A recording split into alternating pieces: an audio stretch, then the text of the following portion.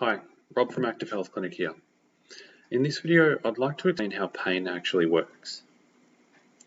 So, when someone experiences ongoing or chronic pain, they often go to their GP or medical professional and obviously try to figure out what's going on. And quite often, they will be referred to get an MRI, other scanning, or something like that. So let's just say that this person has back pain. So in the doctor's thinking, well, they've got pain isolated to one area of their body. Maybe let's just check out to see what's going on in the back. Maybe there's some sort of damage there. Now, if they get referred off for an MRI, that may or may not find something. Quite often it doesn't. Quite often it comes back all clear. There's absolutely nothing wrong with the spine, musculature around it. It's perfectly healthy. So this can often leave people scratching their head. I mean, well, okay, if there's no damage there, then what on earth is causing this pain? And things can get pretty confusing from there. But equally as confusing is when the MRI or scan actually does show something and actually shows maybe a disc bulge, some other disc or joint degeneration or muscular degeneration going on there.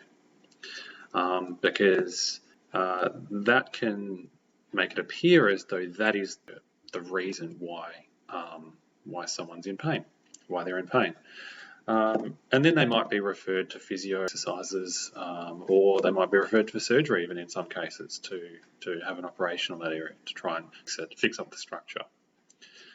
But what we know, what we've actually seen a lot of, is that some people will go and have that surgery or go and do physical exercises for their back and core exercises and things like that, and it doesn't actually change their pain.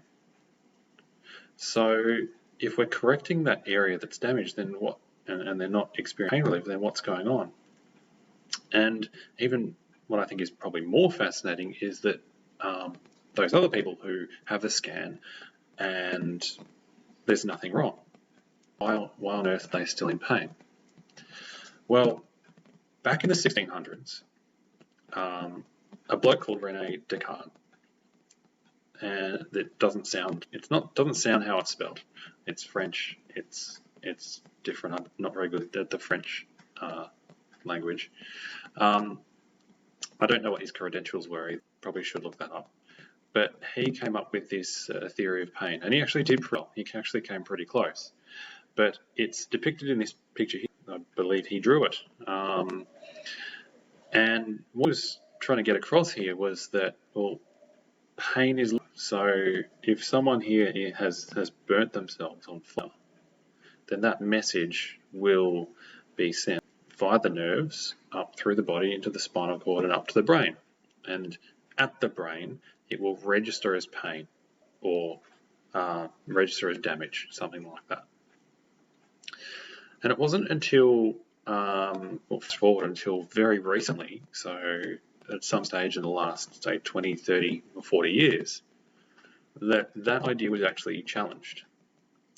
Because of these instances where people weren't getting better after surgery or had pain even though there was absolutely nothing physically wrong with their body. So then we had to rethink what pain was. And we came up with this, or we as in the collective science community, came up with this idea of pain being emergent. Now, I'd actually like to just point out that it's been further shown that health, also not just pain, but health is emergent as well, meaning the other conditions that we see, so fatigue, orthostatic intolerance, sleep disorders, gut disturbances, things like that, and mental health. It's all very emergent or multifactorial. Multifactorial is the way to put it, okay? So everything, very much so, I think, in nature is very emergent and very multifactorial. I'll give you some examples. Traffic jams. This is not caused by something linear happening. It's not usually caused by one accident or one person or one car. It's dependent on the time of the day, it's dependent on the weather, it's dependent on how many people are on the road, it probably depends on people's stress levels at the time. Cities might experience different types of congestion on the roads. So that's to say that we can't just pin blame on one single thing occurring. It's a multitude of things. Here's another wonderful example of something that's emergent.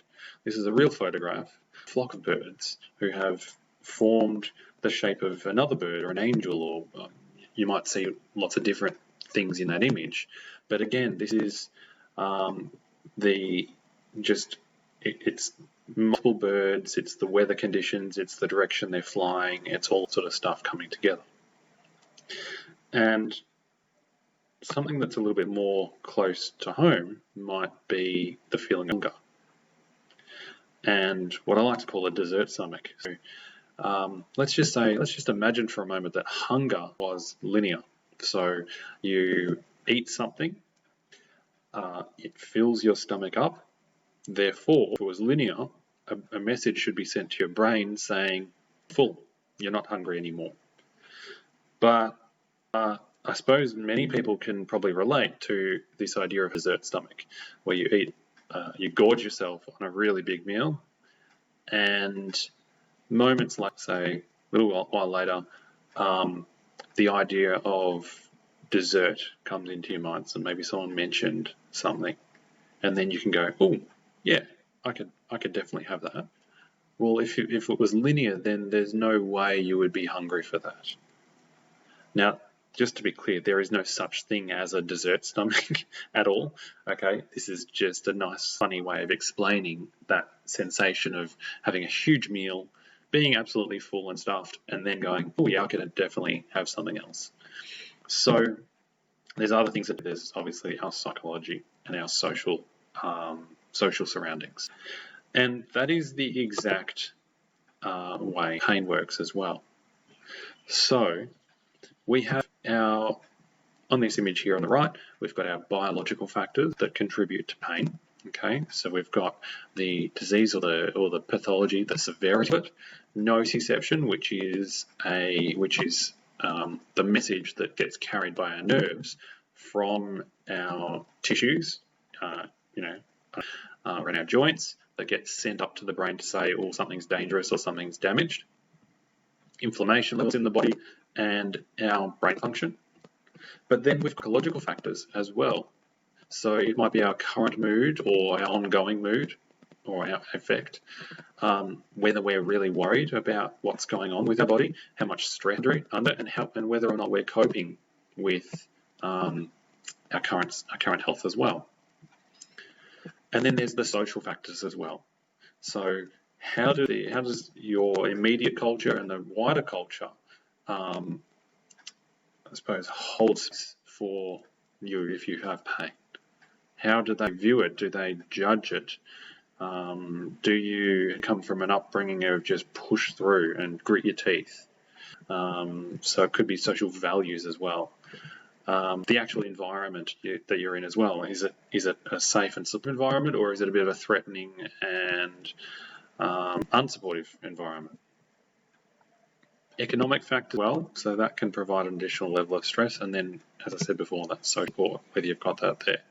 Now, this list here, each category is just a couple of examples, but there's many more under each category here. But you can see they're all interrelated, and they all have their own unique and interrelated impact on the experience of pain. And physiologically, what's happening on the left-hand side here. So, brain is the end product. This is what scrutinizes all of the environmental, psychosocial factors, as well as the tissue, the biological. It all gets sent to the brain, and the brain scrutinizes this and figures out how dangerous is this situation really, and then it actually creates output of pain. So I hope that has helped you make a bit more sense between linear and emergent, and it helps you understand perhaps why pain can be so complex. It's not all just about biological factors. It's not just about how the tissues, the joints, the muscles, the ligaments, the bones, their integrity. It's many more things as well. If you have found this video interesting or helpful, and you can think of other people who might also find it helpful, please do share it along. We do like to help as many people as possible. Take care.